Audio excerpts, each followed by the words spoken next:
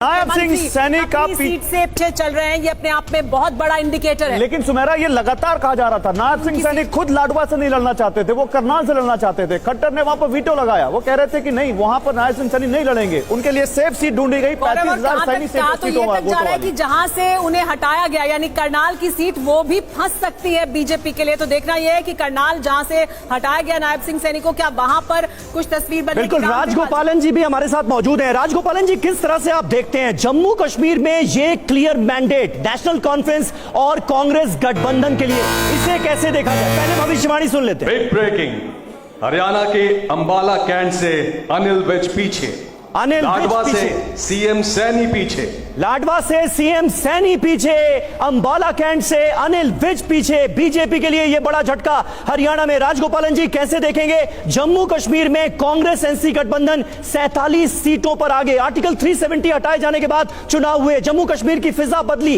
इन सारी बातों का असर नहीं पड़ा क्या? बीजेपी के फेवर में नहीं गया? लेकिन मुझे लगता है भैया, फरूक अब्दुल्ला साहब, ओमर अब्दुल्ला साहब को दबदबाव है अभी you can not ignore that. Second thing, BJP को इतना हार नहीं है, आप वेट एंड सी, जनता जनार्दन है, आने वाले दिन में ये रुझान है। ओनली पोस्टल बैलेट है, रियल बैलेट में आप देखिएगा, मुझे लगता है ये चीज स्थापित नहीं होगा। सर, अब तो 9 बजने वाले हैं, अब पोस्टल बैलेट मुझे लगता है खत्म हो गए। 10:30-11 बजे का पहले कुछ रुझान आने का उम्मीद नहीं सोच रहे, कितना बदल जाएगा? क्या सोच रहे राजगोपालन जी, क्या बिल्कुल पलट जाएगा?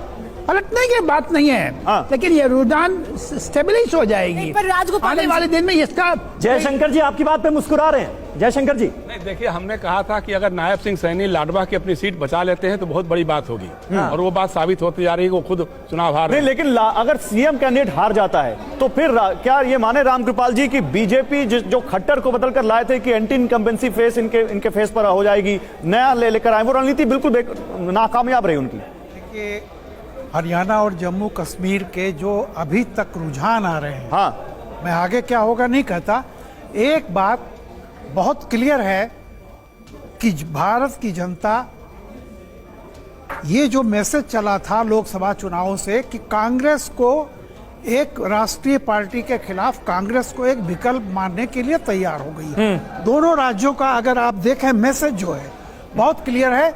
और ये जीत 65 मैं कांग्रेस, देखिए, ये जीत कांग्रेस की बहुत बड़ी जीत है।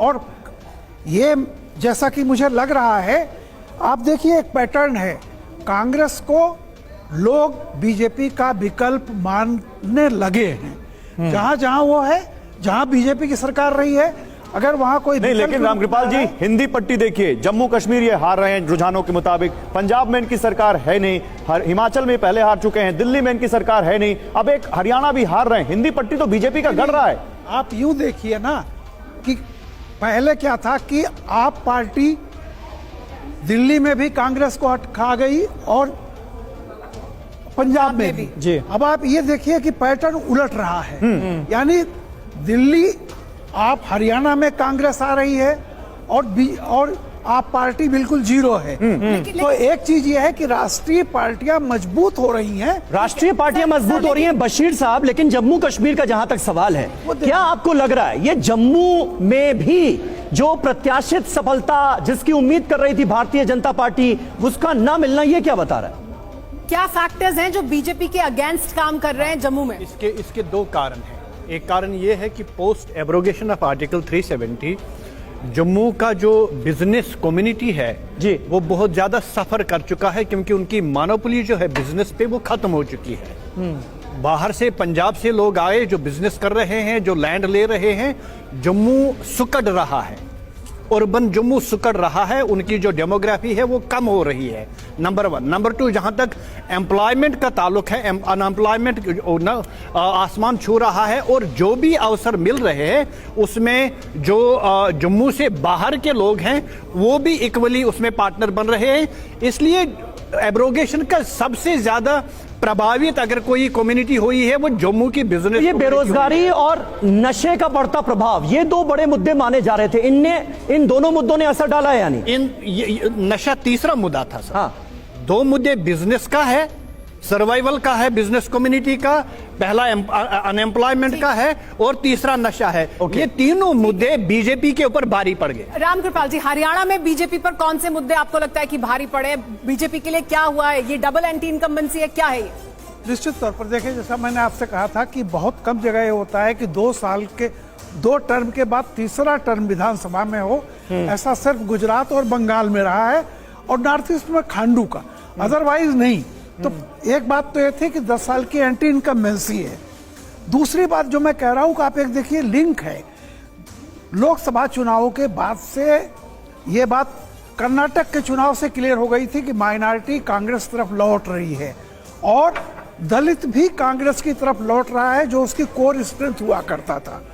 अब ये जो ट्रेंड है पूरा, ये हरियाणा में इस बात की पुख्ता हो गया है कि कांग्रेस को लोग बीजेपी का विकल्प मान रहे हैं, क्षेत्रीय दल इससे बाहर हो रहे हैं। अब आगे देखना यह है कि बाकी स्टेट में जो होता है जी, कि क्षेत्रीय दलों से कांग्रेस का क्या होता है गठबंधन। बिग ब्रेकिंग, हरियाणा के लाडवा से सीएम सैनी आगे। तो लाडवा से सीएम सैनी अब आगे हो गए हैं। ये अच्छी खबर है बीजेपी के लिए, क्योंकि अभी थोड़ी देर पहले वो पीछे दिख रहे थे। हालांकि अनिल विज अभी पीछे चल रहे हैं। 90 के 90 सीटों के रुझान आ गए हैं। इनेलो 0 हो गई है। आम आदमी पार्टी का देख के रुझानों में खाता खुला है। 1 सीट पर अब आम आदमी पार्टी आगे चल रही है, ठीक मेरे ऊपर आप देख सकते हैं। 1 सीट पर अदर्स आगे चल रहे हैं। 65 पर कांग्रेस है, 23 पर बीजेपी है।